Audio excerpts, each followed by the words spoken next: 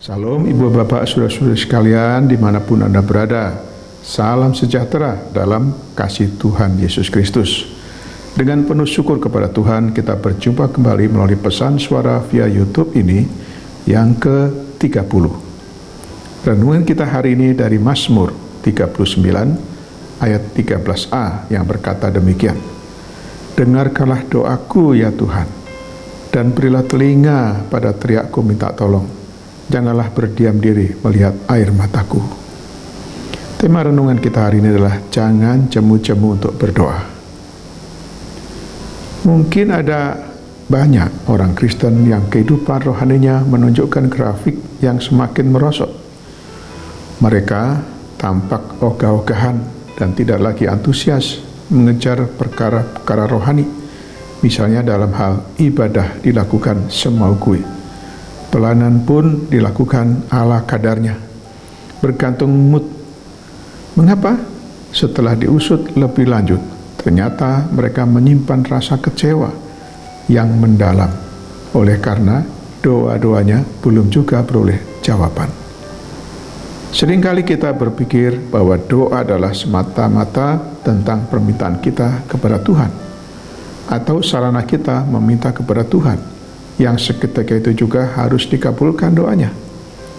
Awal-awalnya kita berdoa dengan tekun, karena menginginkan sesuatu dari Tuhan.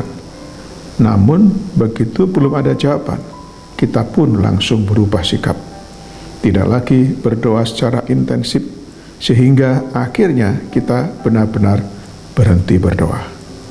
Perhatikanlah, doa sebenarnya bukan hanya sekedar kita berbicara dan menyampaikan keinginan kita kepada Tuhan, tetapi juga mendengarkan apa yang Tuhan mau dan inginkan dari kehidupan kita. Tuhan Yesus mengingatkan supaya kita selalu berdoa dengan tidak jemu-jemu.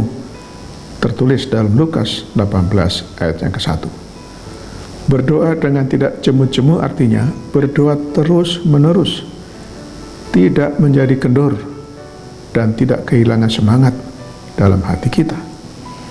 Kalau kita menyadari bahwa waktu Tuhan bukanlah waktu kita, maka kita akan berdoa dengan tidak jemu-jemu apapun keadaannya, sampai kita melihat Tuhan bekerja dan menyatakan kuasanya. Kita berdoa kepada Tuhan dengan tidak jemu-jemu sebagai tanda bahwa kita sangat bergantung kepadanya dan menjadikan Dia sebagai satu-satunya penolong kita. Saudara yang terkasih, di dalam doa terkandung unsur waktu, kesungguhan, motivasi, dan juga iman. Jujur kita akui bahwa sulit rasanya menerima suatu kenyataan bahwa waktu kita bukanlah waktu Tuhan. Akibatnya kita tidak sabar dan tidak lagi tahan untuk terus berdoa. Janganlah jemu berdoa, karena Tuhan membuat segala sesuatu indah pada waktunya, seperti tertulis dalam kitab Pengkhotbah 3 ayat yang ke-11. Demikianlah renungan kita hari ini. Janganlah kita menjadi pendengar saja, tapi marilah kita menjadi pelaku-pelaku firman Tuhan. Selamat beraktivitas hari ini dengan iman dan imun yang teguh. Salam sehat jasmani dan sehat rohani. Tuhan Yesus Kristus menyertai dan memberkati kita. Sekarang mari kita berdoa. Bapa di surga, kami bersyukur untuk firman-Mu hari ini. Terima kasih atas pencerahan-Mu bagi kami untuk memahami dan mengerti kehendak-Mu, bagaimana kami harus berdoa dengan tidak jemu-jemu, namun harus tekun dalam berdoa. Tuntun dan bimbinglah kami selalu ya Tuhan. Berkatilah seluruh aktivitas kami hari ini. Dalam nama Tuhan Yesus Kristus yang telah mengajar kami berdoa. Bapa kami yang di surga, dikuduskanlah nama-Mu. Datanglah kerajaan-Mu.